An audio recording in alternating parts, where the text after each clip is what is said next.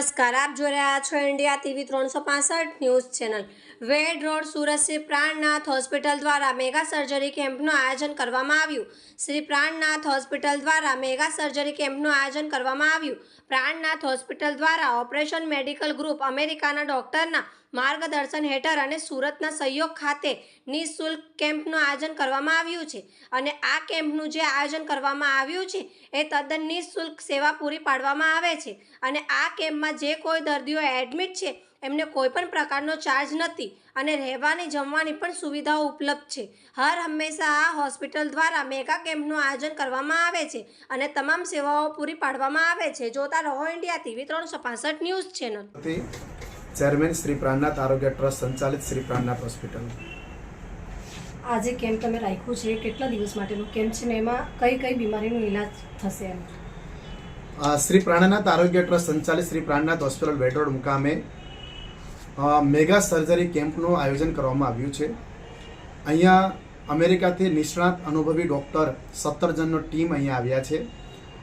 આ શ્રી પ્રાણનાથ હોસ્પિટલ શરૂઆત થયેલી આજે 25 વર્ષ થયો, એટલે 25 વર્ષના શુભ ઉપલક્ષમાં સિલ્વર જ્યુબિલીના ભાગરૂપે અમે આ મેગા સર્જરી કેમ્પ, જેમાં ગાયનેક, સર્જન, ENT વગેરે ફેકલ્ટીના પેશન્ટોનું અહીંયા એકદમ ફ્રીમાં, totally free, operation charge, stay charge, જમવાનું, રહેવાનું ટોટલી ફ્રીમાં આપણે કરી રહ્યા છે।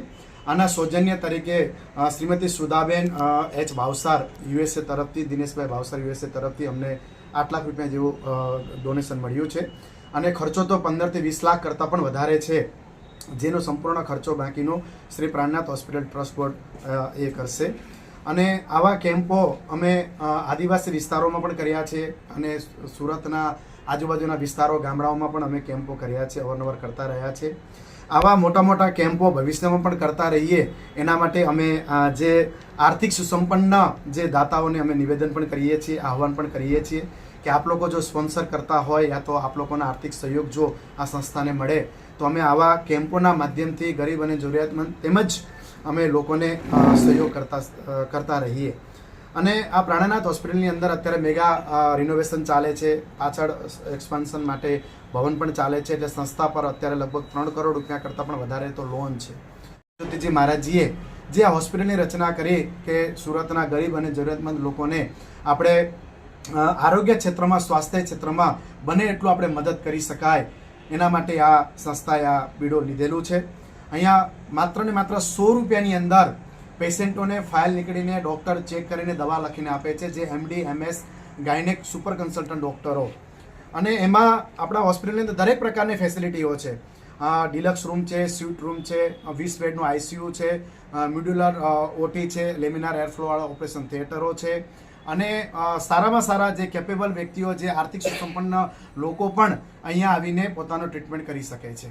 એટલે આ હોસ્પિટલની અંદર અમે આવનાર સમયમાં 31 માર્ચથી 6 એપ્રિલ દરમિયાન બહુ મોટા પાયા પર અહીંયા કાર્યક્રમ કરવા જઈ રહ્યા છે, જેમાં સિલ્વર જ્યુબિલી મંદિરના 40 વર્ષ થઈ રહ્યો છે, એ ઉપલક્ષમાં અમે કાર્ય કરવા જઈ રહ્યા છે। તો ફરીથી હું આપ સૌને નિવેદન કરું છું કે આ આર્થિક સુસંપન્ન હોસ્પિટલ નથી, ન પ્રોફિટ ન લોસના ધોરણે આ ચાલતી આ હોસ્પિટલ છે। એમાં આપ સૌ દાતાઓનું અમે આવકારીએ છીએ, કારણ કે હોસ્પિટલ દ્વારા ઘણા એવા સામાજિક એક્ટિવિટી કરી રહ્યા છીએ।